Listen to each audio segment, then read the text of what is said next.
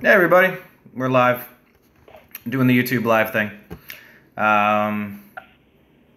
Let's see, let's try this. Chris, say a few things.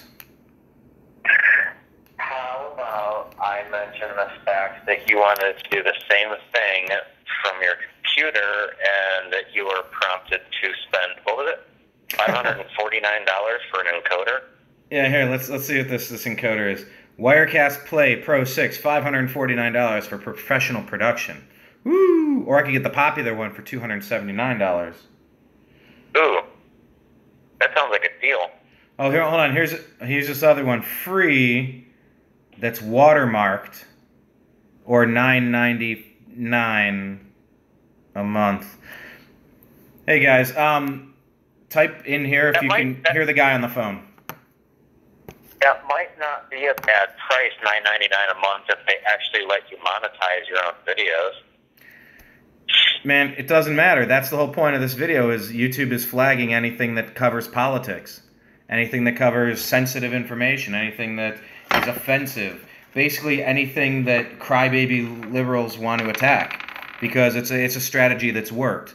Over the years, they've learned that they can just cry racism, sexism, homophobia, bigotry, this, that, the other, and everybody caves. The universities do it, corporations do it. Nobody wants to be called bad names. And so they become a bunch of big bullies. And it's happening all over social media, on Twitter, on Facebook, and YouTube. You cover the news and your stuff gets banned. You can only do like makeup tutorials and cat videos. Well, start doing some makeup videos and speak in code. And speak in code. Oh, like Pizzagate. Oh shit, it just got flagged. Ah, the algorithm. See, that's the other thing that came out today. That didn't take long. No, that didn't.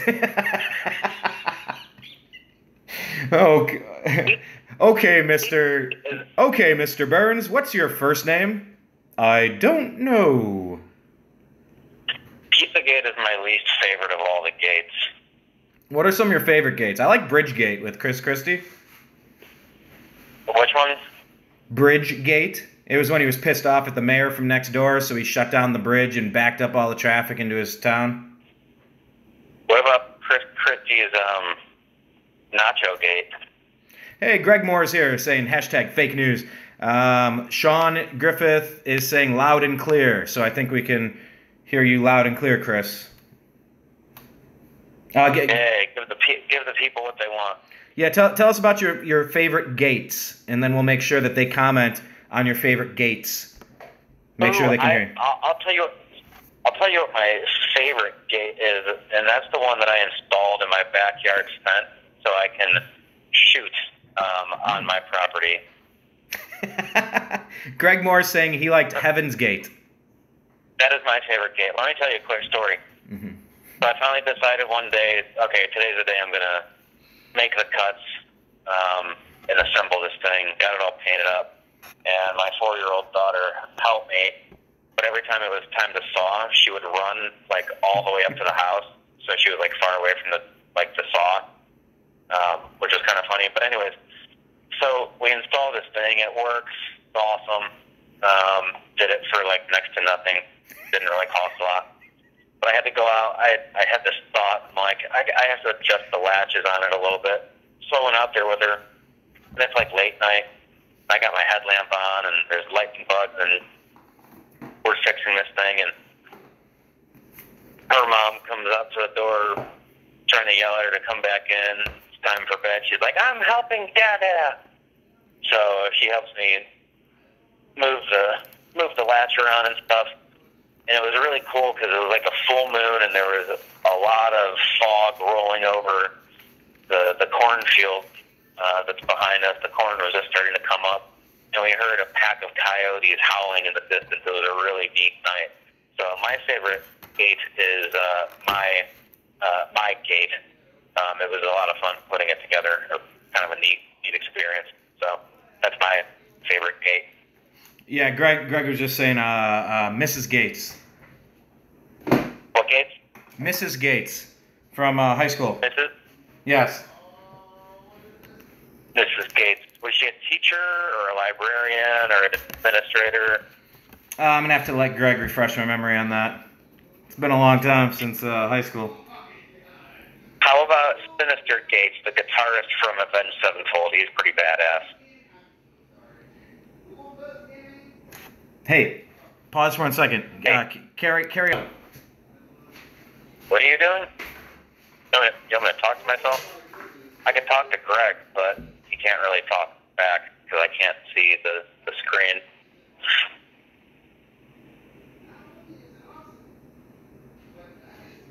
As I am currently driving and talking to you on the phone. All right. As quickly as possible, of course. Huh? Yeah, I'm back. All right. So Sinister Gates, guitarist for Avenged Sevenfold, he's pretty cool. Sinister Gates. That one's pretty good. Hey, I think you should start a list. Can you start typing a list? And it can be like in the description of this video. Open up like a WordPad. Let's make a list of our favorite gates, and we'll get viewer feedback as well. I'm interested in some of their favorite gates. Cemetery Gate by Pantera is one of my favorite metal ballads of all time. Song's fucking epic. Do people still say epic? Yeah, people still say epic. I'll still say epic. So we got Heaven's Gate. Pizzagate was your least favorite. Yes, it's just awful. Unfortunately, the people that like to, what are the terms for the people that we have trouble getting through to? Cognitive dissonance, Sheeple? confirmation bias. The people that want to look the other way when there's, I'm a firm believer where there's smoke. Well, maybe there's fire, and if the smoke's thick enough, maybe it's worth looking for the fire. So, yeah, Pizzagate, unfortunately, and fortunately, really enlightened me to just how fucking horrible and heinous, quote-unquote, human beings can be, and how, some of these research groups that were investigating, well, what's really going on with the Podestas and that freak at Comic Ping Pong and the Clintons and Haiti and the orphanage and adoption agencies that appear to be front groups for human child trafficking. Like a lot of those research groups that I, found myself a part of, what Pizzagate really became was people sharing a lot. I mean, there was a lot of legit conspiracy theories that were just absolutely bonkers, but if you could sift through enough of that stuff, there's a lot of real verified content in there. Tons, hundreds, thousands of trafficking arrests have been made in 2017 alone. It's insane, and it's always these networks, these rings, a lot of tentacles to the monsters, and this stuff is far-reaching around the world, and there's underage sex tourism hotspots around the globe, and a lot of Americans are the ones that are driving the demand for the supply. And it's just fucking insanity, and it's really disgusting. Well, and the whole Franklin cover-ups thing that reached every level of the government. It's people are saying, "Oh, those are just wild conspiracy theories." There's no way that our politicians and police officers and yeah, of course, it's the crux. Okay. Hold on. Here we go. We're resuming the live stream. It's interesting because we're discussing favorite gates. So we talked about Sinister Gates and Cemetery Gates and Mrs. Gates and a Garden Gate and Heaven's Gate, Watergate. But it's Pizzagate. That's the one that is very interesting. Seth Rich is back in the news today. Did you see what was going on? This video. I'm sorry. It's an audio of. Let's see. You can figure out I've been around long enough. I don't know if you can hear. The kid, I don't think he was murdered. I don't think he was murdered because of what he knew. The kid. Let me see the description. Hey, did you just tell the people that this is the first time that our feed has ever been cut? Oh, go ahead. What? Oh, I said go ahead. Tell them. Yeah, this is the first time the YouTube feed has been cut. Right after we're talking about Pizzagate. But yeah, you know what we've done. It's a lot like fake news. Remember, fake news was actually something Hillary Clinton was lying with the media, trying to feed this narrative that Donald Trump or something is fake news. The alt-right and the libertarians and the conservatives completely took that over and spun it back around on CNN, calling them fake news. And it was completely turned around. And I think that's kind of what happened with Pizzagate here. You know, there's a lot of people who've investigated this, including Ben Swan, who has pretty much gone radio silent. I got a lot of concerns about what he was threatened with, and we can talk about that later. But anyway, today Seth Rich was back in the news. Hey, can I just elaborate for a couple more sentences before we switch gears a little bit? Yeah, hold on. Let me make this quick point because I got I got a fork in the road. I want to talk about two different topics, but the main one that I just wanted to say is that with Pizzagate, we have turned it around just like the phrase fake news. We've turned it back around and changed the definition of it. In my lifetime, you won't catch me dropping a lot of N-bombs, but that's a word that's been turned around in the black community to kind of be some sort of term of endearment. I still don't like it at all, but you know, Trump turned around fake news, and what I've done with Pizzagate and what I'm kind of considering it to be is I'm not even going to talk about Comet Pizza, John Podesta, Hillary Clinton specifically. I'm going to talk about child trafficking in general, and also discuss the details of where Pizzagate intersects with things. Because child trafficking, human trafficking is a legit thing. That's a legit story that needs to be covered more often than it is. There's a lot of people with influence and power that are covering things up. A lot of shady and suspicious shit has happened. And it's not okay. Well, what I was going to say also is that over time, as those discussion threads on some public forums were getting shut down, and people that were hashtagging Pizzagate in their videos and their articles and their feeds,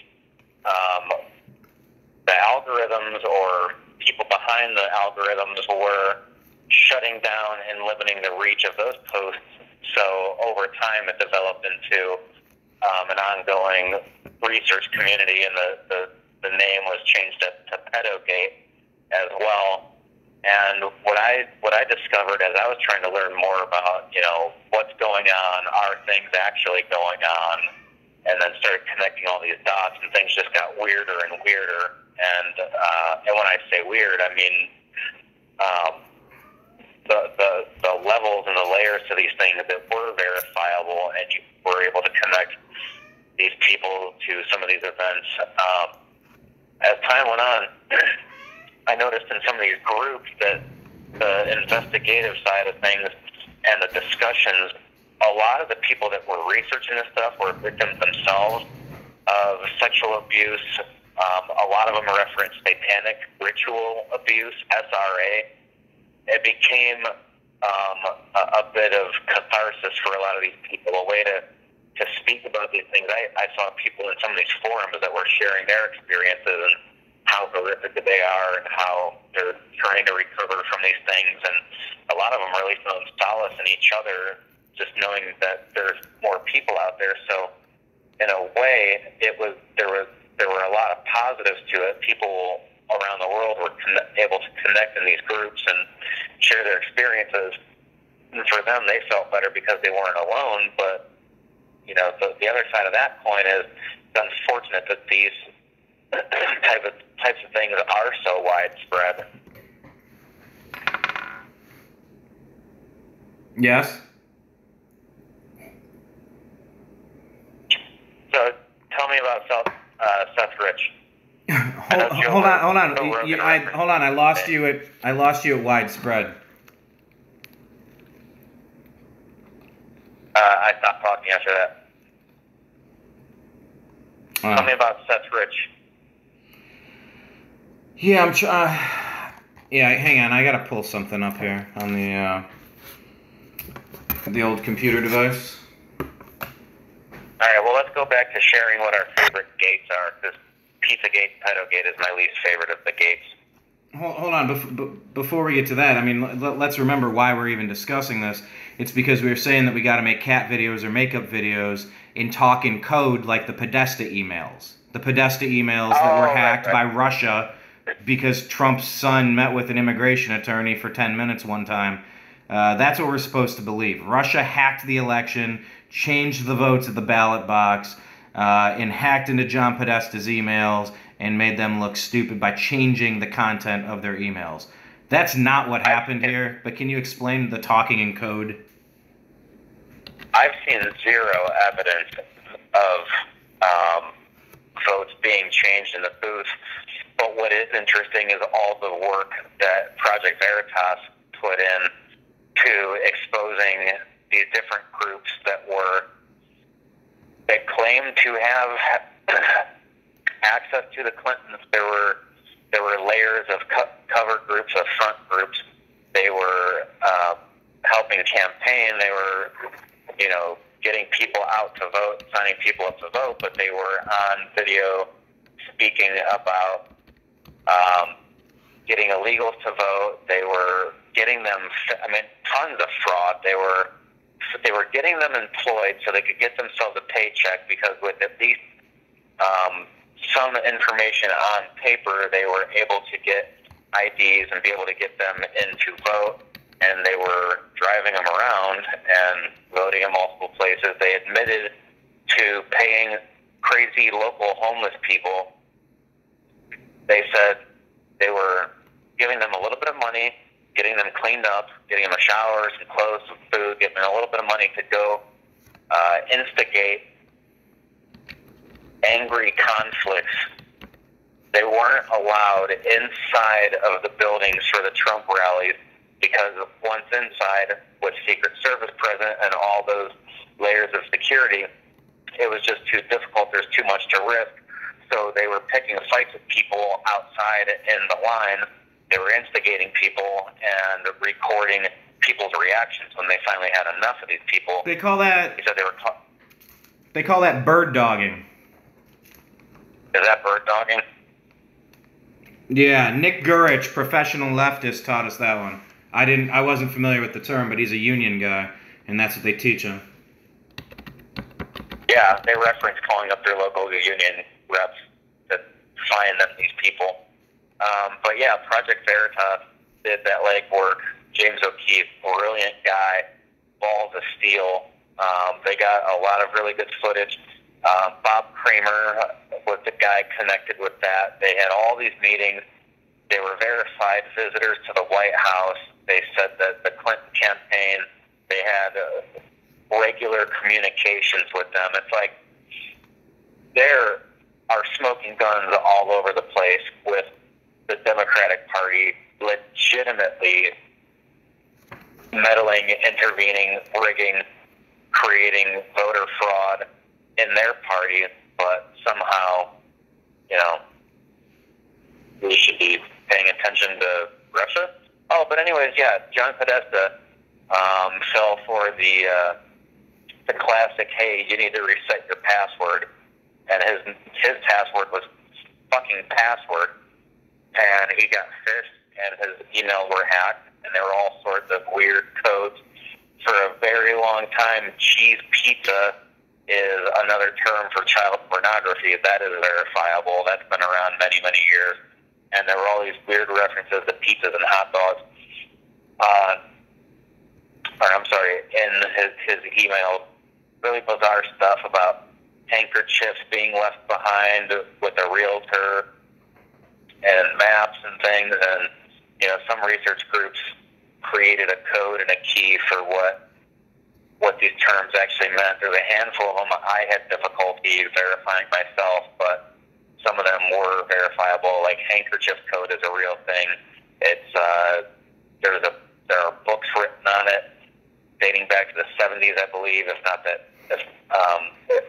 80s. But there's a book about the handkerchief code, and it refers to gay male Americans hanging handkerchiefs in their pockets so they can identify each other. And the different colors mean different things. and the different patterns mean different things. That was referenced in there. There were emails about the spirit cooking dinner with Marina Abramovich, who is connected to all sorts of occultists that are in entertainment and politics and whatnot, and her video of the writing messages with pig's blood on the walls. And pause on pig's blood in the walls. Let me just say, I believe it was Nick that I was talking to about bird dogging. I'm having a hard time finding confirmation of how it was explained to me, but my understanding of the phrase I thought I got from Nick, fairly certain, but I'm going to backtrack that a little bit because I might be off until I can do this. But I'm searching for something about the slangy business of bird dogging, and it says this website came up called Final Cut, Dreams and Disaster in the Making of Heaven's Gate. Go figure. That came full another circle. gate. Yeah, Heaven's Gate. Well, that's one Greg was saying. But anyway, you were talking about Maria Abramovich and pig's blood. Marina. Yeah. Marina, yeah. So yeah, she was referenced in these, and there's emails of her about the spirit cooking dinners that that John Podesta's brother Tony is involved in, and they're all very tight with James Alefantis, who has really bizarre tastes in quote-unquote art. All of them are into really twisted stuff that involves young children and bondage, and the Podesta, Tony Podesta, who's a big lobbyist, and Tony Podesta and James Alefantis both featured in GQ magazine as two of the top 50 most powerful people in Washington. But yeah, just really weird connections from really weird people that are into really weird things. But yeah, there were codes within those emails, and the research communities came up with what they figured that the codes meant. But yeah, weird things about hot dogs, pizza, and yeah, I don't know. The research group still exists to this day, still attempting to uncover a lot of the sexual abuse, the child trafficking. Yeah, so.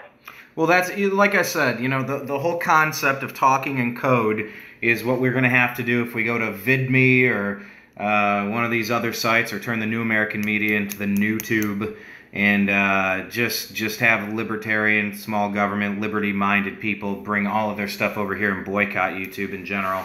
I'm having a real hard time. Anytime I would cover Hillary Clinton or basically most politics, anything political, not all, but tons of them were getting flagged. Not monetizable, just all sorts of nonsense. It started several months ago, I guess in the lead up to the election. It really kicked in a few months ago, pretty aggressively. That was when they called it the adpocalypse, when that was happening. I have two questions. What is the appeal process like for when you get a video flagged? Oh, it's garbage. You just click it, you type a few things, you send it off. You have no communication or interaction with anybody on the other side. It's either approved or it's been declined. You just, congratulations, your video. Do they remove those videos, or they just demonetize them? They have all sorts now where they're doing secret videos where they'll set all the settings. They tried it where everything was set to private, or if your videos were flagged, you wouldn't show up. They basically ghosted your material. They left you there, but they didn't let anybody have access to seeing it or commenting on it or liking it. And we've been feeling this, Chris, we've been doing this for 6 years. This is nothing new. What's new is that people know about it. That's kind of like the Edward Snowden thing. What they're doing isn't new. What's new is that now people know about it. This has been happening to me from day one. New question. Why are we not able to seek out advertisers that will support the content? Because they just give you a line of crap like, our partners are not interested in associating with a video like yours. So what's stopping YouTube users in the YouTube community from connecting with like-minded sponsors. Look, I think that's what you and me need to do with the New American Media. Like, let's get Steven Crowder. Let's get Alex Jones. Let's get some of these guys. I mean, I could go on and on. The Stefan Molyneux and Sticks and Hammered 666 and all of these guys, these interesting YouTubers that are doing things on different scales. Obviously, Alex and his thing is way beyond just a little channel, but I think what we need to do is kind of organize a boycott and get enough people to bounce platforms and build up a different platform with a different monetizing scale. You know, that's one of the weird things is there's this claim, okay, Hoops590 saying it's Zionist, racists, and Satanists, and LOL. So I don't know when those comments are coming in, but keep them coming. But you know, that's the point. Just because you watch a video roll before a YouTube clip plays, that's not like Coca-Cola is endorsing the video. Everybody knows that. You know, it's different on television. Very different. You get your set groups of sponsors. But we saw it with, they go after Sean Hannity. They go after Bill O'Reilly. The left, the progressives, the Marxists, the communists, all these people, they'll go after anyone. I've seen it happen to all of these cats. What about the fascists that pose as anti-fascist? Oh, Antifa. Yeah, just like net neutrality. Anything that sounds like anti-fascist, it's fascist. Anything that sounds like net neutrality, it's evil. Don't let it happen. You know, everything. The Affordable Care Act. You don't get care and it's not affordable. You can keep your doctor, keep your plan. I lost both. You know, it's garbage. But hey, I did find something interesting here. If you remember that video when myself and Blake Wally went to Cleveland last year for the Republican convention, we ran into Joel Pollack from Breitbart. And he was the one that was getting into an altercation when the people from The Daily Show were getting really aggressive with him. Oh my gosh, video. This is the thing I hate about Breitbart is these videos that play. I know they need to make the money, but oh, is it annoying. But I came across an ad. Hang on, let's see. I'm getting a comment here. His halo keeps spinning, and I just got a job selling Affordable Care Act plans, inbound calls. Tell me about it. Sounds interesting. But anyway, Joel Pollack with Breitbart, he posted this article about bird dogging. It says, this is from October 17th, 2016. It says, Democrats have used trained provocateurs to instigate violence at Republican events nationwide through the 2016 election cycle, including at several of Donald Trump's rallies, using a tactic called bird dogging, according to a new video investigation released Monday by James O'Keefe's Project Veritas. The goal of bird dogging is to create a sense of anarchy around Donald Trump that would undermine his political support. Often the tactic uses the most vulnerable people, including the elderly and disabled, to maximize the shock value. O'Keefe's extensive video investigation reveals that the Hillary Clinton campaign and the Democratic National Committee are involved in bird dogging and other provocative tactics through a web of consultants led by Robert Creamer, a veteran Chicago activist and convicted felon who is thought to have planned the Democrats' political strategy during the push for Obamacare in 2009 and 2010. Creamer is also the co-founder of Democracy Partners, a consulting group that, according to Project Veritas Videos, apparently contracts directly with the Hillary Clinton campaign and the DNC, and that works with an array of super PACs and consultants to organize, film, and publicize their provocations. Creamer affirms on one video that Clinton is aware of all of his work and that Democracy Partners has a daily telephone call with the Clinton campaign to coordinate efforts.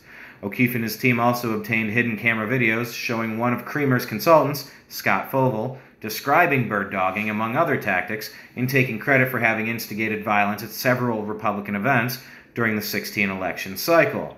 Fogle praises Creamer. That all sounds very illegal. Yeah. Kind of like you're colluding or rigging an election. Kinda. Maybe. Fogle, who praises Creamer as diabolical, explains how bird dogging works, how they plan confrontations in advance, choose particular individuals to provoke, and maximize media coverage. So Fogle says, so one of the things we do is we stage very authentic grassroots protests right in their faces at their own events. Like, we infiltrate, and then we get it on tape. And then when our guys get beat up, Veritas says, you mean authentic seeming grassroots? No, authentic. You mean protesters. So like progressive, what we saw in Madison, Wisconsin, we train up our people wherever they are to, and I work with a network of groups, we train them up on how to get themselves into a situation on tape. Hang on, what's the comment? I don't think the DNC rigged the election. Schultz said it was rigged, and I dropped the phone call.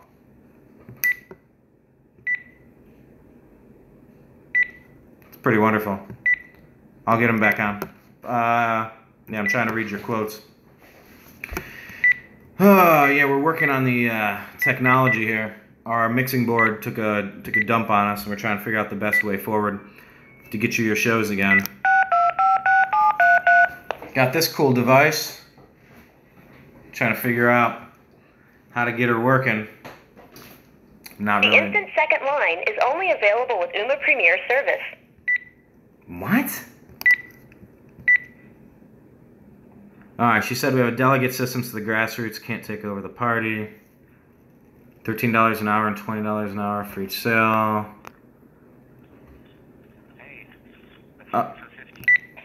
Oh, hey, you there? I'm back. Okay, you're back. $13 an hour and $20 commission for every sale. Okay. Okay, so I was saying that he trains people up wherever they go, and he works with a network of people about how to get themselves into a situation on tape, on camera, that we can use later. He says he probably knows your work. Everybody does. You remember the Iowa State Fair thing where Scott Walker grabbed the sign out of the dude's hand and then the dude kind of gets roughed up right in front of the stage there on camera? Yeah, that was all us. The guy that got roughed up is my counterpart who works for Bob. And that was like storyboarded, him getting roughed up like that. We scenarioed it. And so you like lent yourselves to that situation and it happened, a self-fulfilling prophecy. We not only lent ourselves, we planted multiple people in that front area around him and in the back to make sure there wasn't just an action that happened up front, that there was also a reaction that happened out back. So the cameras, when they saw it, saw double angles of stuff, like they saw what happened up front and then they saw the reaction of the people out back. He responds, "That's fucking brilliant. That's brilliant." Foval. And then the reporters had people to talk to. Foval also tells Project Veritas undercover journalists that Republicans are less adept at such tactics because they obey rules. Quote, "They have fewer guys willing to step out in line for what they believe in. There's a level of adherence to rules on the other side that only when you're at the very highest level do you get over." In another video, Foval admits that his organization is responsible for an incident in Asheville, North Carolina, where an elderly woman was allegedly assaulted outside of a Trump rally. 69-year-old woman wearing an oxygen tank heckled a visually impaired 73-year-old Trump supporter, then pursued him. She claimed he then punched her in the jaw, though she had no visible injury. The national media covered her claims widely while ignoring his. And she was trained as part of the operation. So anyway, that's the bird dogging stuff. I don't want to just read. It's actually a kind of long article, and you can watch the video. Yes, I remember these videos vividly, but just the term bird dogging escaped me for a while, and Nick reminded me what it was. So anyhow, yeah, Democrats doing anything it takes to win the election. Hoops590, what's on your mind, man? Or, I don't know if you're a man, but I'm just asking. Let's see. His halo keeps spinning. Whose halo keeps spinning? Are you still there, Resurrectionist? Greg, are you still... Actually, like Mad Dogging? Mad Dog 2020? Kind of like Mad Dog 2020? Oh, yeah. Alright, you back on. Whoop! And you're back on. Hi. Hey. You watching? But it's just you and me talking. Oh, no, we're back on. Hi. Okay, Sean is saying, including letting the media to pump up Trump as a compromised candidate, and that was a backfire. Yeah, I can't believe that they thought he would be easy to beat. I can't believe it. He was the only one that could have beat Hillary Clinton, because the other guys were going to try to play nice, Mr. Nice Guy. Mad dogging. Mad dogging is giving another dude a look like you want to kick his ass. Okay, that's mad dogging. Bird dogging's similar. It's like you provoke a fight and then you allow yourself to get hit a few times and make it look bad. You edit it selectively into the video and then play the victim and try to delegitimize the campaign. Greg, what is technology gate? See, Chris, even right here, I'm getting 3 different people commenting, but it's showing that I have 2 people watching. And our phone call has dropped, what, 3 times? And our feed has dropped twice. At least.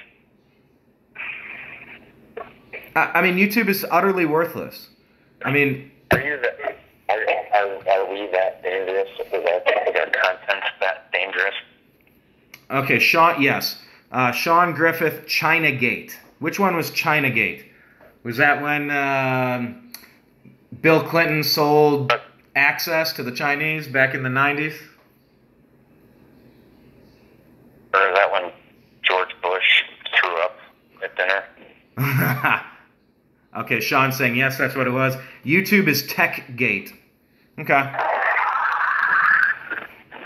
YouTube is TechGate. What other gates were there? Deflategate. Ooh, yeah. That was good. Deflategate. I could give 2 shits about Deflategate. Yeah, well, the Browns are going to win it this year. That's my bold prediction. Take that to the bank. The establishment wants YouTube to be pop videos and the like. If they want it at all. If they want it at all. Oh, China interfering with the U.S. election. Well, you know, and that's my thing. Look, this whole thing from the liberal media, yeah, and that's an interesting point. Hoops590. The establishment wanting it to be like pop videos and the like. Yeah, maybe. It could be like that if they even want it at all. Do the record companies even want something like this? They're trying to do YouTube Red and make it a pay service like a Netflix or a Hulu. But, I mean, look how big Amazon is getting with Jeff Bezos, with Amazon Prime and all the video content that you get there and the free shipping. And now they bought up Whole Foods. I'm glad you mentioned Bezos. After fucking Podesta's emails were read around the world and his integrity was compromised, Bezos buys the Washington Post and then gives Podesta a job there. This is who we're up against, Chris. This is what's going on. This is what's going on.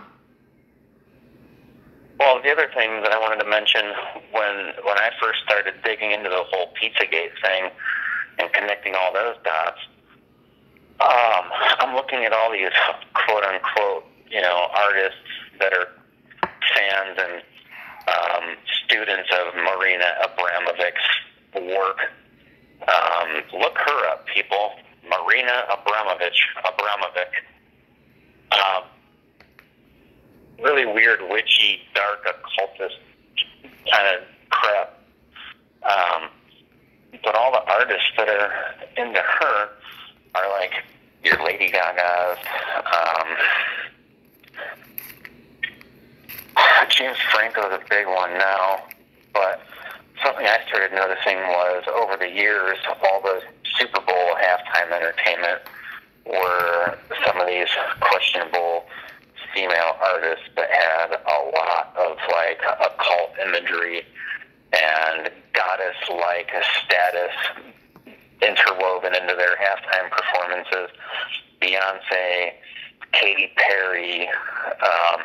And the funny thing was, when I first started digging into this stuff, this must have been November, and I was thinking to myself, I'm like, looking at these trends of the kind of people that are doing these things, that are being selected as the entertainment, and I just thought to myself, I'll bet $1 million that Lady Gaga is going to do the Super Bowl. And I start digging.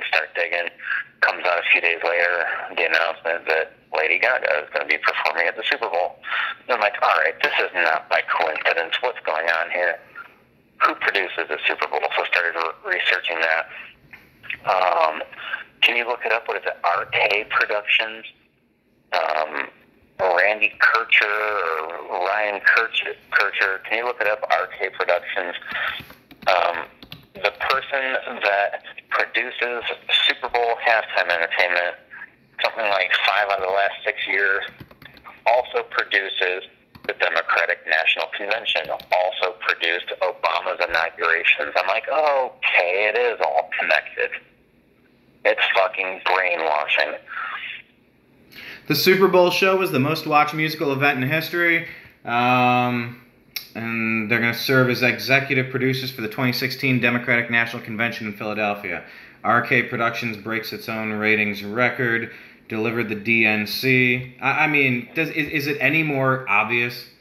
Is it any more clear? Oh yeah, here we go. The 2016 Democratic National Convention. Hillary Clinton put on a better television show in Philadelphia than Donald J. Trump did in Cleveland. Expectations had it the other way around, yet it's Miss Clinton who had the celebrities and musical acts that Tonight Show bookers' dreams are made of. It's Miss Clinton who had the more professionally produced show, says the New York Times. Yeah, so they did that. Super Bowl halftime with Beyonce. The pyrotechnics, the Busby Berkeley light show, the clever video replication of women in silhouette, rows of them blinking on and off in flashes of, whoa, how they do that all made it for a feast of the unexpected, says the Washington Post. Yeah. Oh, and then here's with Katy Perry. All these entertainers are presented to us as these goddess-like creatures. Yeah, man. Let's see. Yes, to Hoops590. No, he doesn't want to buy Whole Foods. He has already purchased Whole Foods. Who? Bezos, Amazon. Oh, yeah. They're going to start delivering you all your groceries. They're taking over everything. There are lawsuits now. Basically, they're working up to do antitrust, like a monopoly, to break them up. They've gotten too big. Sean Griffith is saying there are no coincidences, according to George Norrie. I like that. Right, I love that. Although John B. Wells will disagree, he'll say, coincidences, coincidence, coincide. Yeah, and he breaks it down a slightly different way. All right, Hoops, you're saying what? Football is a stupid sport. Who wants a broken ACL and concussion? Were we talking about that? Oh, we were talking about the Super Bowl. Yes, thank you. Sorry, I'm trying to keep up with your comments. Keep them typing. It'll keep it interesting. But yeah, Chris, very good call here. RK Productions, producing the Super Bowl and the DNC.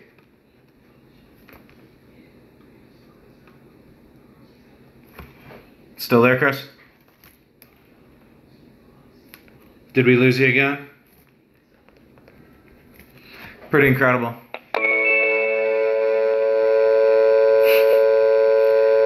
I'm telling you, we always get messed with when we do our interesting shows.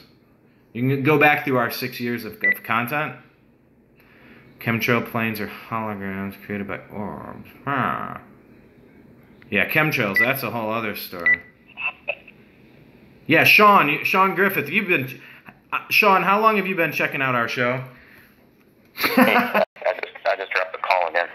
Okay, by the way, real quick, as my phone disconnected perhaps, and our very bad connection here on YouTube is struggling and sputtering, I got several different people. I got Sean and Greg and Hoops all commenting, but it's only showing one person is in the chat room, and one person has liked it once with one thumbs up.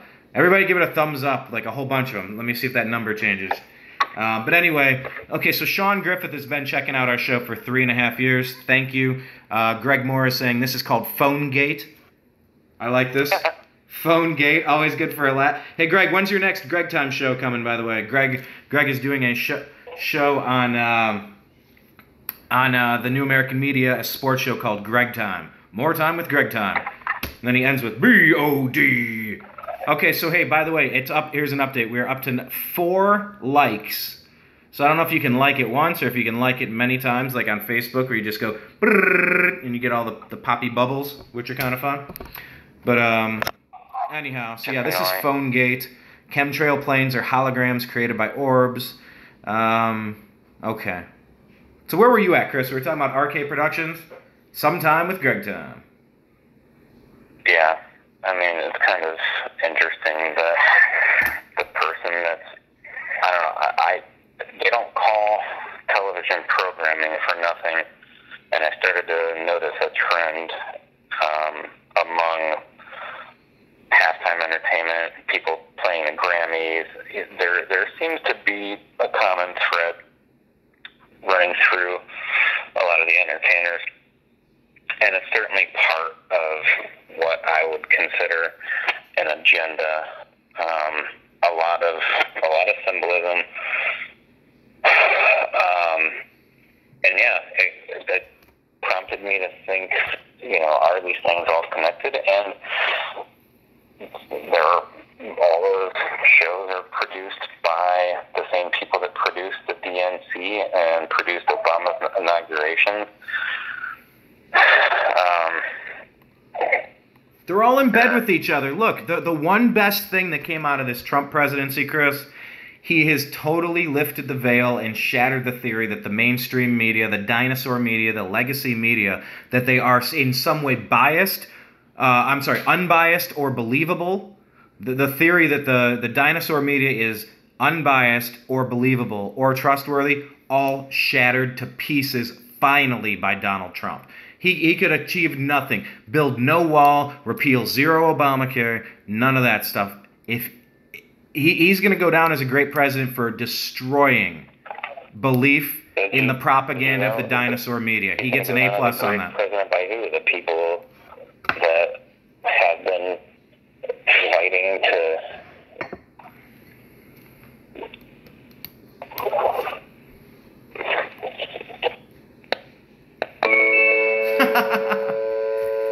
Wow. I'm just... Look, no hands. Obamacare is a scam. The government gives United Healthcare money. Of course it's a scam. Get to keep your doctor, keep your plan. Save on average $2,500 a year. All lies. Yeah, then they take money, give it to the... Yeah, because it was written by the healthcare industry. So on one hand, the healthcare industry loved it because it was forcing everybody to make it mandatory to purchase their product. And then on the other hand, it's a total sham. It's a total fraud sold on the backs of lies. You can keep your plan, you can keep your doctor, you're going to save on average $2,500. My deductible went up, my copay went up, my coverage went down. It's just horrible. It's fraud. All right, you there? Are you back? Hello, are you back?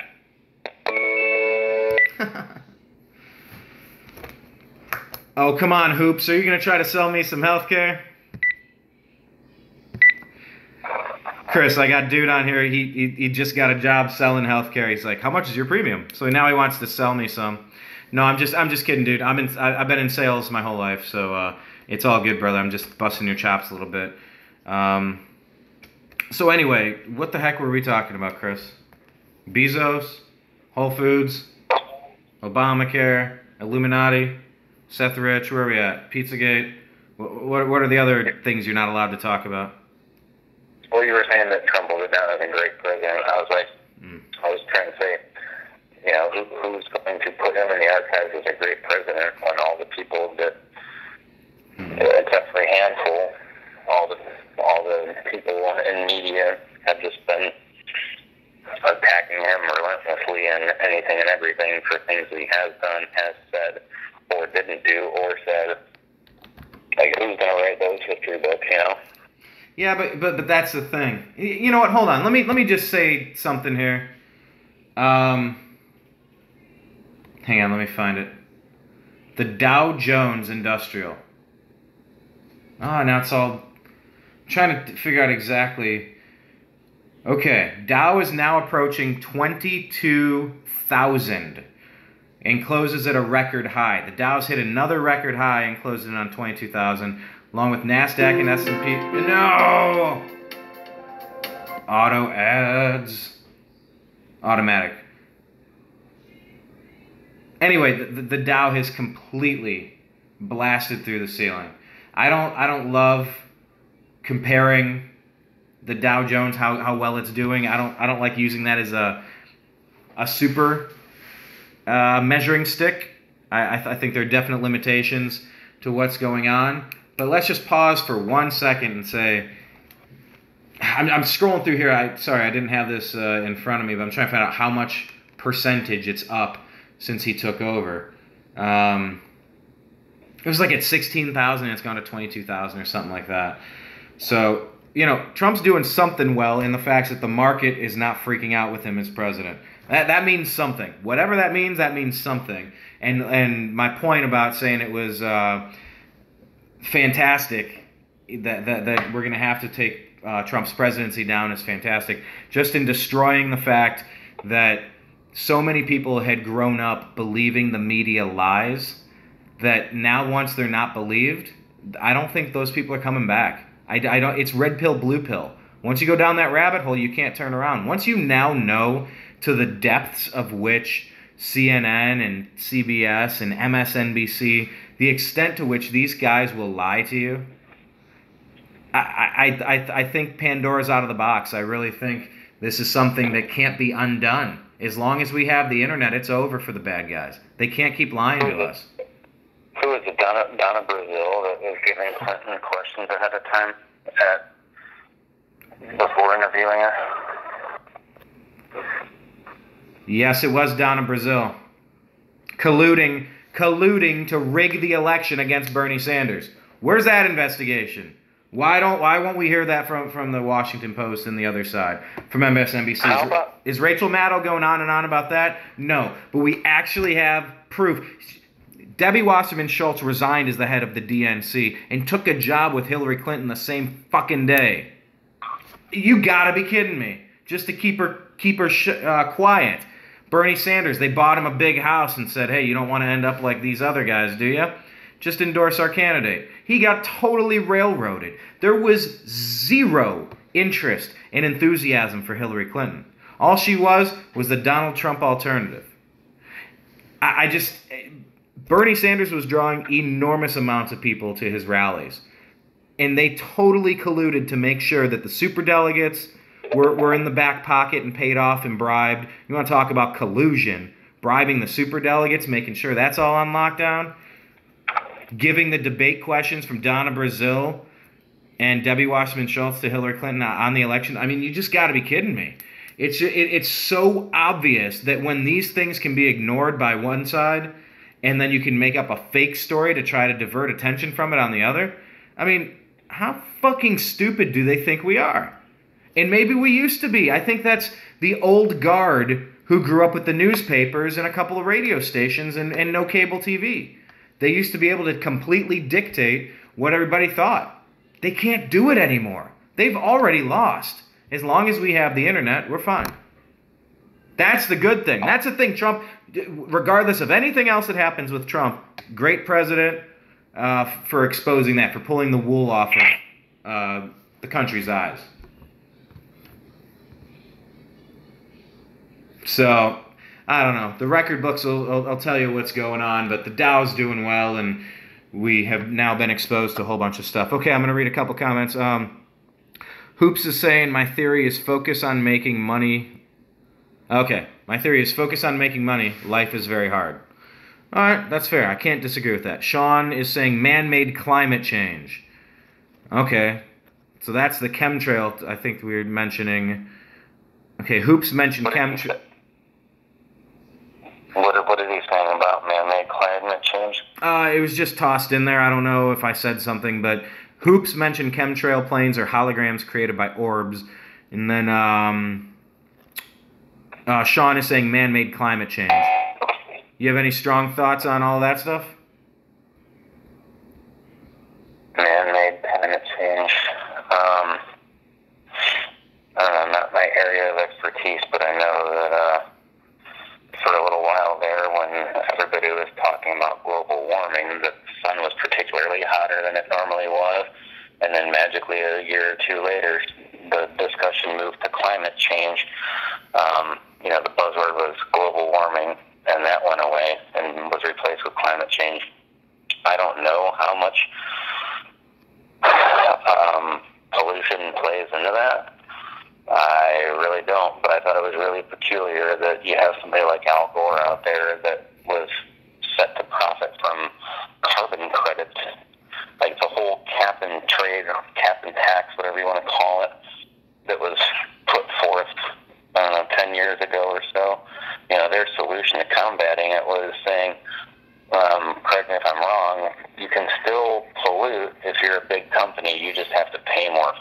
you have to buy credits, and there's only so many credits to go around, so, you know, you kind of have to have the purchasing power to be able to still do what you want to do, and it's okay for some companies to pollute, but not others, and I believe Ford had a way to profit off of it. I don't know, it was about a decade ago now, but yeah, I'm always a little skeptical of when somebody is able to consolidate more power and profit off of something when they're pushing an agenda. I have difficulty accepting their research and results.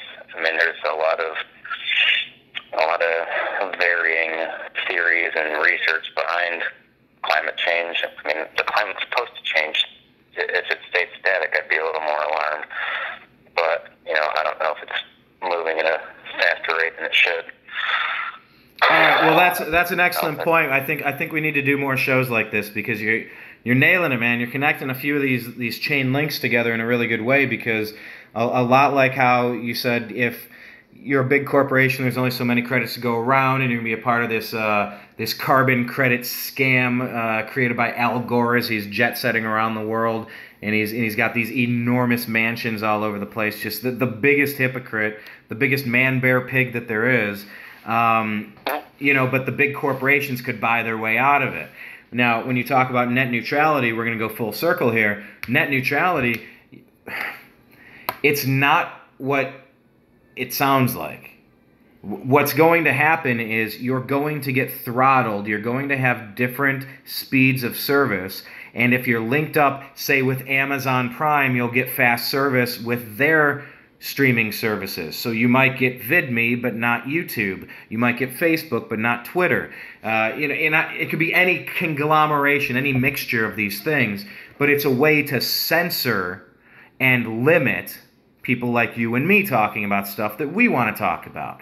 They are going to push content that they want to push because it's already been scripted, like in one of those Conan videos where it shows you an NBC affiliate from all across the country. They all, you know, the two-person broadcasters will team up from Tupelo, Mississippi to Cleveland, Ohio to Austin, Texas, and they're all saying the same teleprompter script with slight variations and tweaks. You know, it's so obvious. So net neutrality, be very, very, very, very scared of that. Oppose it at all costs. My final point on net neutrality, Chris, but it's totally like climate change and global warming, where you can buy your way out of it, but the little guys are going to be shut out. It's going to stifle competition, which keeps their monopoly. That's the point. But anyway, yeah, just be very skeptical of anything with climate change. Sorry, I got a few things I'm talking. Go through the comments here. Okay, so man-made climate change, that was Sean saying other topics that you're not allowed to talk about. Media lies? No way. Sean is calling this ad gate. What? How about Media Matters for America? David Brock. What about it?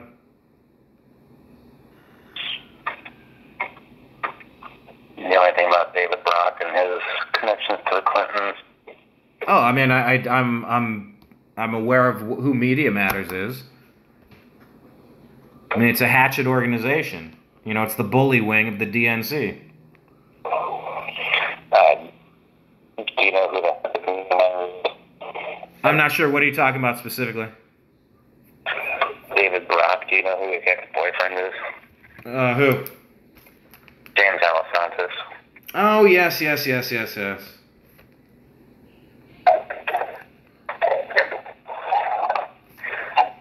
Yeah, but this is really one big orgy, Chris. It's politicians, it's lobbyists, it's corporations. It's all just one greasy, slimy, sweaty orgy. You got hands reaching and bodies rubbing and things happen. It's Sign me up. Yeah, sign me up. Let's see. Hoops is saying that the crash is coming. Sean's asking when. Hoops says, I think, like in June 2018. Sean's calling this ad gate. Hoops is predicting Obamacare will end February 1st, 2019.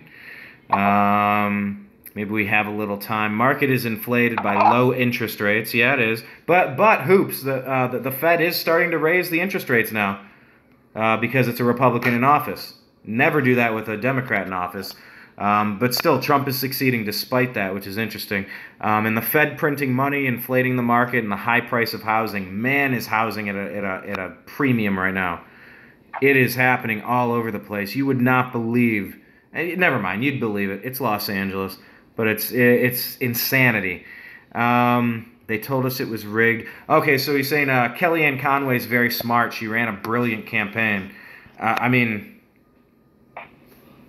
they won. You know, it worked. Sean is saying to pet your cat. Yeah, because I think he was watching a video where my cat jumped in the middle of it, which was pretty funny. I don't have my cat in here. Sorry. And Greg Moore saying Netscape. Greg, is Netscape something we can't talk about? Okay, so anyway, Chris, yeah, it's just really interesting. But yeah, what's going on is there's a leaked tape, something that I don't know if I can even play it. If you guys would be able to hear it, I can try. But this is an audio tape of Seymour Hersh. What's up? Sorry, calling my dog. Good boy. Come on, boy. Pet your dog. Pet your cat. Good boy, man.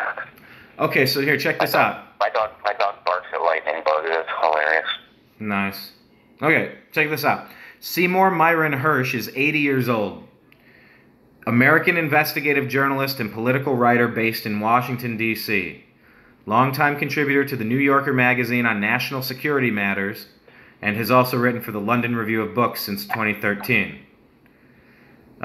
First gained recognition for exposing a cover-up during the Vietnam War. Got a Pulitzer Prize for international reporting. Notably reported on the U.S. military's mistreatment of detainees in 2004 at Abu Ghraib. Won 2 National Magazine Awards and 5 George Polk Awards. And the George Orwell Award. And a hot plate. So Seymour Hersh is in the news because this got tweeted out. This is WikiLeaks. Drop the phone call again. So good.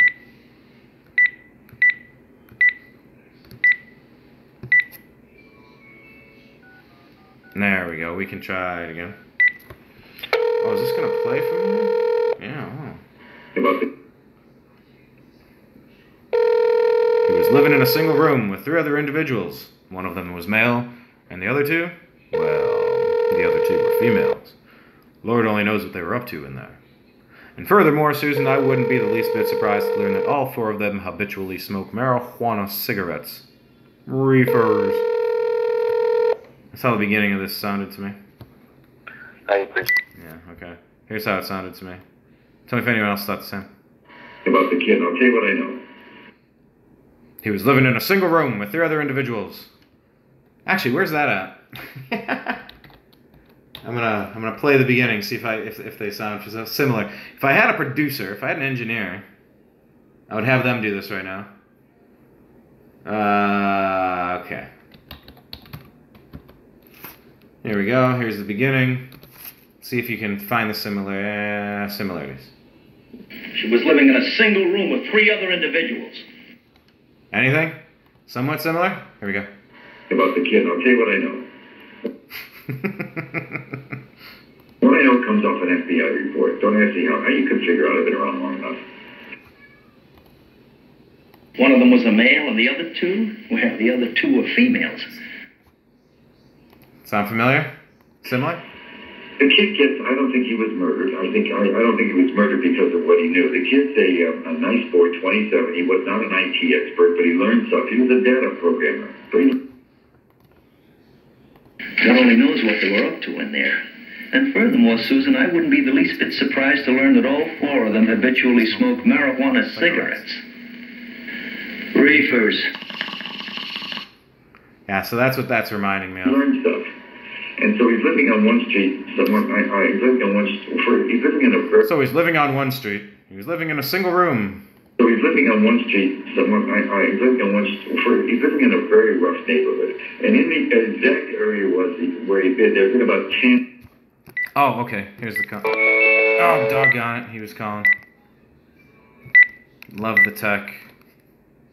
Let's see what he's saying. Yes, thumbs up. No. There we go. There we go. Okay. Let's get him back on the horn. What?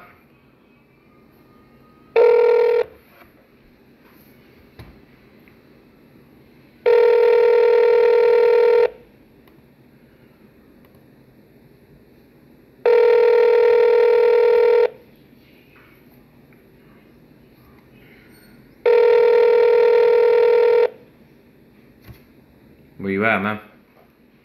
Hi, you reached the phone with Chris. Oh, for the love of Pete. So anyway, if I gotta wrap this story up on my own, I'm gonna wrap it up on my own.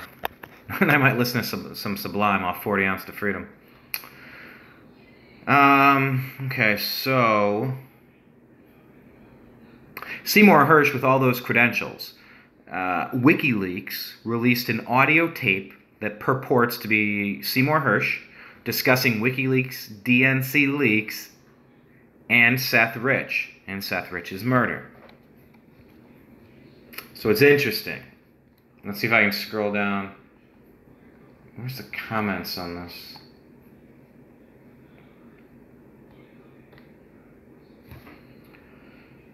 So this is from InfoWars.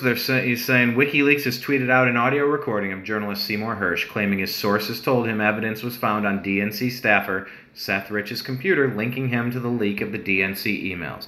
That's basically what Julian Assange talked to you about in the beginning through WikiLeaks. Remember that? Oh, that was another video of mine that was censored, heavily censored. Shut down, demonetized. Yeah.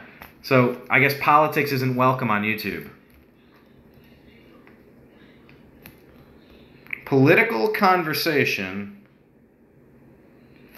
not welcome on YouTube.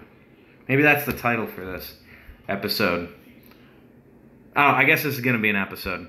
So if you have final thoughts, type them down here real quick. I'm going to post this and get it going. But, you know, that's... This is just such an interesting, weird story. Then the Washington Post is calling it a Seth Rich conspiracy.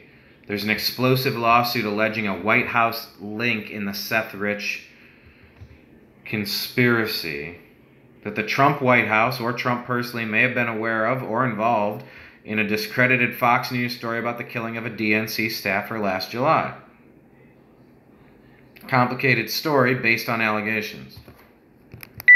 Oh, it's a weird world.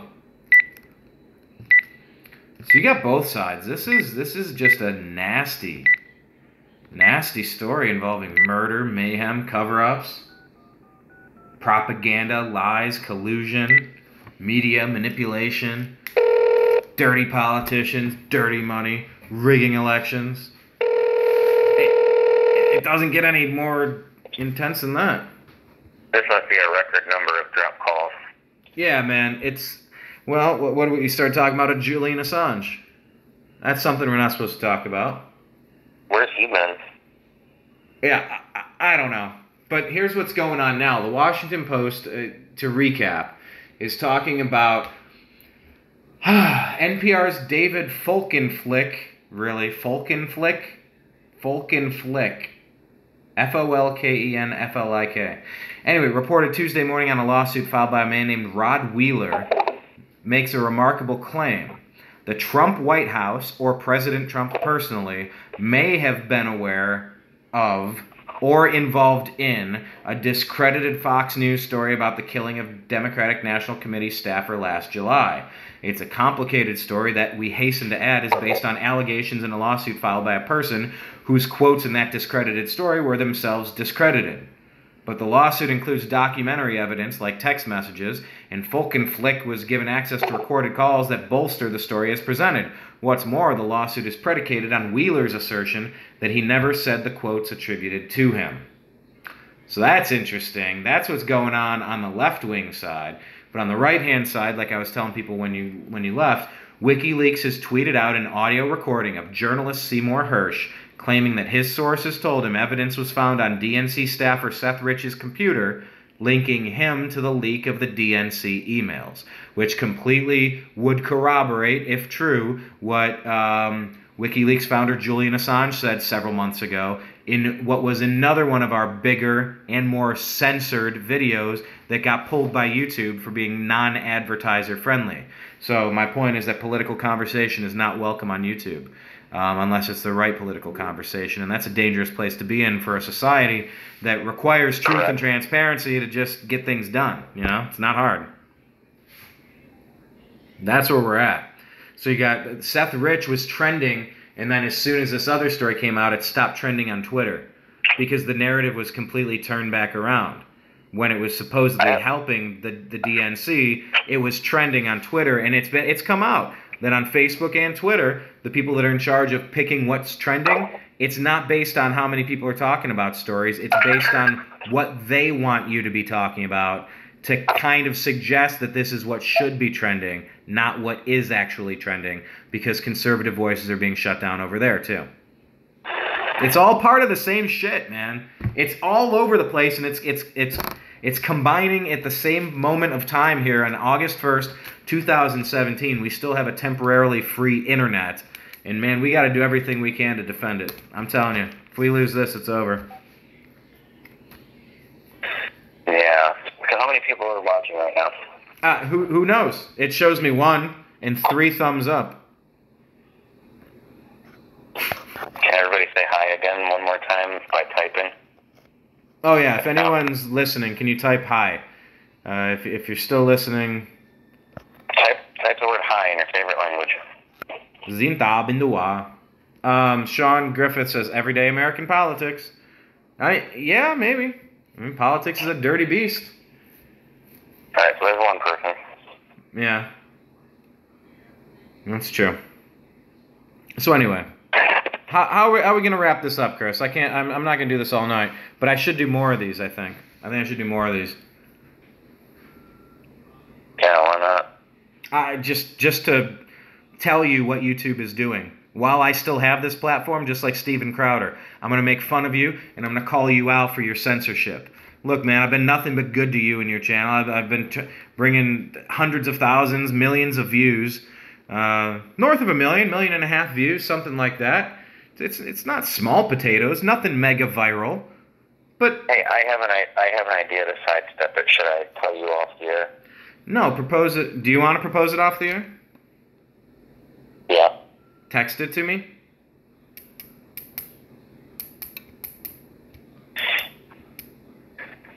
Is there a hint that I should write down so you don't forget it?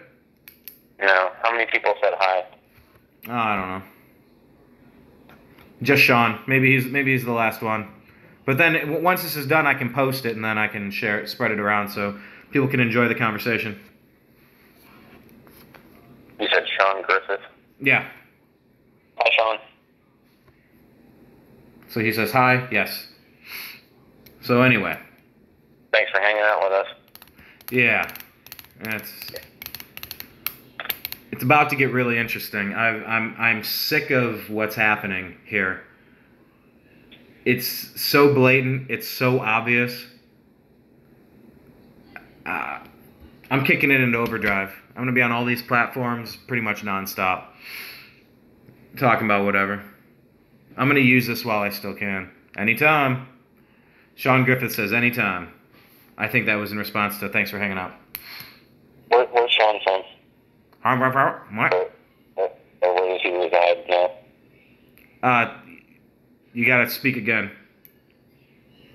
Where does Sean reside? I don't know. Sean, where are you at? What FEMA region are you from? I'm live from FEMA Region 9. We can just speak in FEMA regions. We don't need to be specific. 123 Main Street. Anyway. But yeah, man. This is just a full-on assault on reality, on common sense, on decency, on it's power and control and manipulation. And all these platforms, we need to tell everybody we can what's going on. We need to warn against net neutrality. Net neutrality, it's a point I was trying to wrap up earlier, but Henry Waxman, he was at a fundraiser at O.J. Simpson's old house. They knocked it down, built this new palatial estate. And he said that net neutrality will be the culmination of their 100-year plan, meaning the Democrats, the progressives.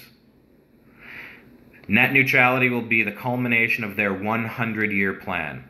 So I think the only thing getting in the way of them finishing their 100-year plan, which was probably going back to right before the Federal Reserve threw a coup to overtake this country.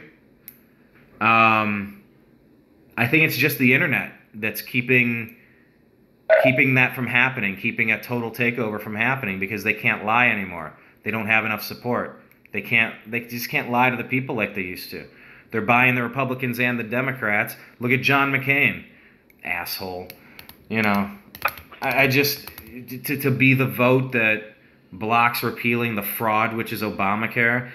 These Republicans are the same as the Democrats. So many of them, Chris. Their two-party system is a one-party system, which is why I like Trump coming in, just being the bull in the china shop. To hell with it. I didn't hire him to be nice. I didn't hire him to play along and get bribed by these other idiots. I hired him to come in and kick some ass and take some names. I was chatting with a friend of mine last night, and it's not exactly a likely Trump supporter. And we got on the topic somehow. I think it started with talking about Scaramucci. We started talking about Scaramouche, will you do the Fandango? And that's how we started chatting. It was pretty funny. But yeah, if you tell Siri that you see a little silhouette of a man, she will just about finish the song. Yeah, I've done that. That's pretty cool. Oh, hey, by the way, Sean Griffith is in Kansas City, FEMA Region 7. Sweet. Thanks for hanging out with us, dude. Siri. Oh, but I had this great quote from this friend, somebody that I wouldn't have even suspected, somebody that would probably be ostracized for supporting Trump. But it was funny. She goes, "Yeah, my vote was fuck it, Trump." Kind of like, let's just shake things up. What was the middle word you used? What I was texted was. Oh, did you say MAGA? Make America Great Again? What? Did you say fuck it, MAGA, Trump? No, comma. Oh, comma. I thought you said MAGA, MAGA, Make America Great Again. No. Oh, okay, gotcha. He's like, yeah, my vote was fuck it, Trump. Like, look, man. What do we have to lose? I'm on record. I got years of this stuff. You can go back in the archives. While it's still worth doing, you should subscribe. YouTube.com/TheNewAmericanMedia. But we have years of content. And, from the beginning of the election, I was two things. I was never Clinton and never Bush. No more Clinton, no more Bush, no more ruling oligarchs, no more kings and queens. I'm done with the dynasties. I don't like it. So that's what I did. I that was what I was rooting for the whole time. So, it was easy for me because it came down to two people, and one of them was one I swore I was campaigning against the whole time. The more I learned about her, the less I liked about her. The less I trusted her. And so, just like Bush, I didn't want another Bush in office. And I sure didn't want Clinton in. So that's kind of that there. Yeah, I was so compelled to vote against Hillary Clinton that I registered as a Democrat so I could vote in the primaries against her. And I voted against her again in the general. So, yeah. I did that too. I felt compelled to vote against her 2 different times in the same election. I did that too. I did. I voted for Bernie Sanders. Go freaking figure. It was a vote against Hillary Clinton. Don't get that twisted. But yeah, I did the same. I knew what I was voting against more than what I was voting for. So, we'll see how it all plays out. I don't see any fire to this smoke. I just see it as a big smoke screen, honestly. Anyway, Chris, I'm gonna run. Final thoughts. Anything you want to leave us with on the way out the door? Final thoughts. By Jack Handy. I almost feel like a fake alien invasion is what it's going to take to seize control of the internet. Here we go. Project Bluebeam, y'all. Project Bluebeam.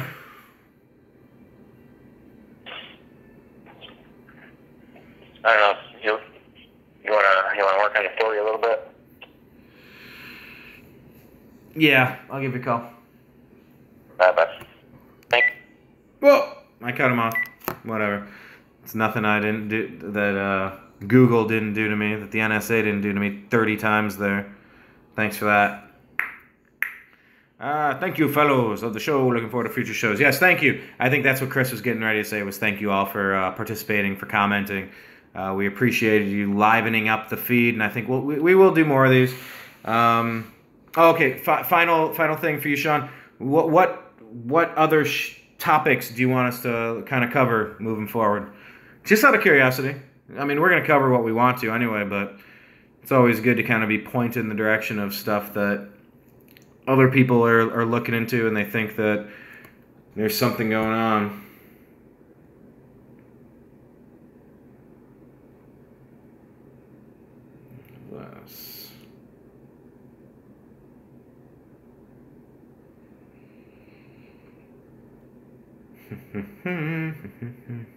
North Korea. Man, look, I'm out here on the left coast. I'm not messing around with North Korea, man. Geoengineering, yeah, that's always in the wheelhouse. It's always something that we follow. But yeah, it was a couple years ago. There was a missile fired off the coast of Los Angeles. I think the story. What was the story? It was that it was. Let me look it up. That it was a glow. That it was an afterglow or something from a flight taking off from LAX. It made no sense.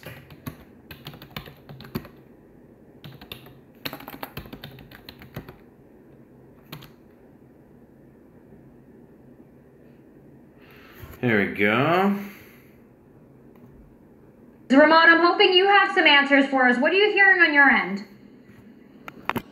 Well, Dina, as you can see here, the sun is starting to set here in Los Angeles. And it was about this time yesterday that a lot of people saw what they think looked like a missile being launched just off the coast of Los Angeles here. The problem is that the United States government, the military, says they don't know what it is. A lot of people are not buying that information. Now, most of us have seen the video by now of this huge condensation trail going after what looks like a missile or some sort of rocket. Now, we've talked to a lot of military experts who have weighed in on this. Some of them say that it could have been a missile that was fired off accidentally by the U.S. military. Some say that it was just some sort of fighter jet, and the trail that it left behind made it look like a missile. However, the fact that the U.S. government has been hush on this, saying they don't know what it is, has raised a lot of suspicions about what this truly is. Now, we've talked to military experts from around the world, including in Russia, who have weighed in on what they think might have happened. You watched that a couple hours ago, huh? Interesting. Yeah, see, the way I remember that, it was kind of, was it 2011? All right, here we go. Yeah, this is what I remembered about. As rumors spread among Chinese officials about the USA stiffing China out of their trillion-dollar loan, they responded by arriving undetected in their stealth submarine and launching an unarmed missile as a show of strength. at a news conference, Chinese officials confirmed the gesture to the media by smiling and nodding their heads up and down. That's how I remembered it, because that wasn't really being reported. We were being fed the lie, and so I had to do the deep research to look through that. I never bought it. Yeah, I remembered it though as the Federal Reserve and Barack Obama were talking about devaluing the currency. This is October 22, 2011. So you had the election.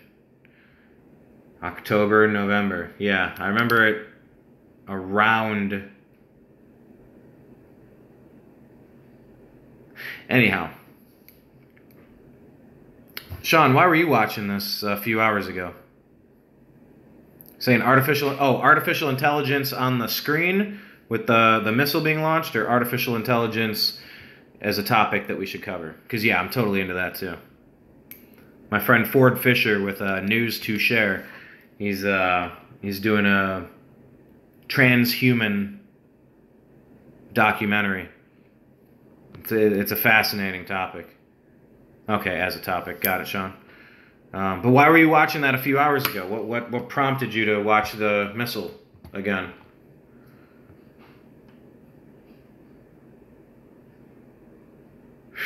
Yeah, there's a lot of wag the dog going on right now. Michio Kaku explaining the missile launch on Fox News. Man, that explains us. Really explains us. The spokesperson says that statement comes after the government looked at several data sources other than this tape, although they will not tell us what those data sources were.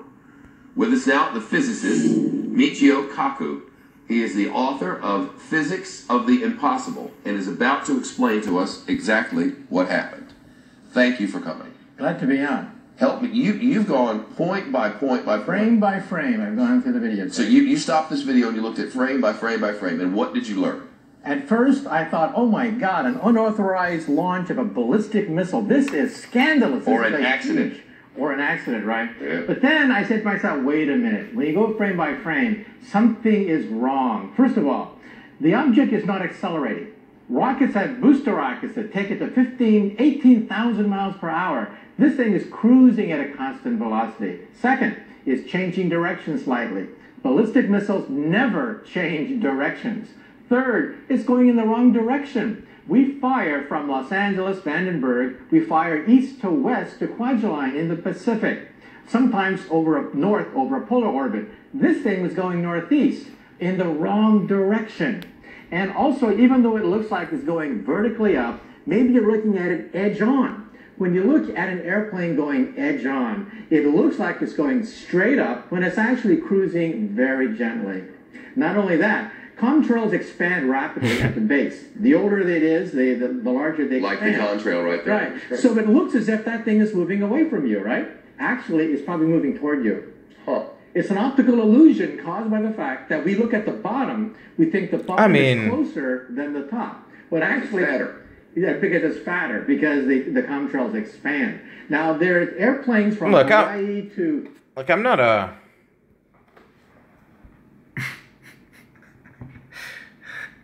I might not be a scientist, but it sure seems like they're going to some really interesting places trying to justify this one, trying to explain this one away. It sounds a little convoluted. I'm not sure if I'm buying it. Phoenix to go right over Los Angeles at around exactly the time which is in question. So it's probably a commercial airliner that is cruising very slowly, and the killer this is now the smoking gun. We have radar analysis of the entire area. We see no evidence of a fast-moving object. All we see are airplanes. That's all we see in the area. So why doesn't the Pentagon simply come out and say what we physicists believe, that it is an airplane? By the way, I love that it's we physicists now. It's always easier to prove a positive, but to disprove a negative is very difficult. You can't rule out this possibility or that probability with a certain percent error, right? That's why the Pentagon is being very coy about this, I think. Well, you know, my problem with all this from the very beginning has been we keep track of every single aircraft at every part of our sky at every second of every day. Every 4.3 seconds, it updates. Right. Yeah, celebrity theoretical physicist. All right, yeah, you get it. Bill Nye, the missile launch guy. Yeah, not so much. But anyway, all right, cool. Thank you for sticking around. We will talk again soon. Not sure what format we're going to be doing this on, but so link up with us in every place. Twitter, we're at American_media_. YouTube, subscribe, youtube.com/TheNewAmericanMedia. Facebook.com/TheNewAmericanMedia. You can search for The Agree to Disagree Show. It's a private group. Where else are we at? Instagram.com/TheNewAmericanMedia. I got to put some pictures up from Vegas. Jumped out of a building. Man, that was pretty cool. You got to do things like that from time to time and remind you what's just, it's got to remind you. Whew. That was fun. I'm glad I did that. But Instagram.com/TheNewAmericanMedia. Link up with us everywhere. And wherever we end up, because we're not going to stop this. We're never stopping. Never going to stop. We'll print these things and hand them out like pamphlets if we have to. But this really has been a 6-year project trying to figure out. Of course, our homepage is TheNewAmericanMedia.com. I'd send you there because that's where we used to broadcast our shows live. But since the mixing board went down a few months ago, interesting, we're not broadcasting live there yet, although we might do it again. But yeah, this has just been a 6-year beta test to figure out what the best way is to communicate with everybody. So I think we're kind of narrowing down a few options, and we're going to figure some stuff out. But I appreciate you watching. Appreciate the comments. And I'd say probably the Facebook. Definitely Facebook is probably where we're the most active. So click to receive notifications. We post a lot. But hopefully it's interesting to you. We do post a lot, though. It is what it is. We do post a lot. But with breaking news, that's a lot of times the best way you're going to find us. So link up with us there. Nice, no problem. All right, cool. Thanks, Sean. We'll talk to you again soon. Take care. Peace.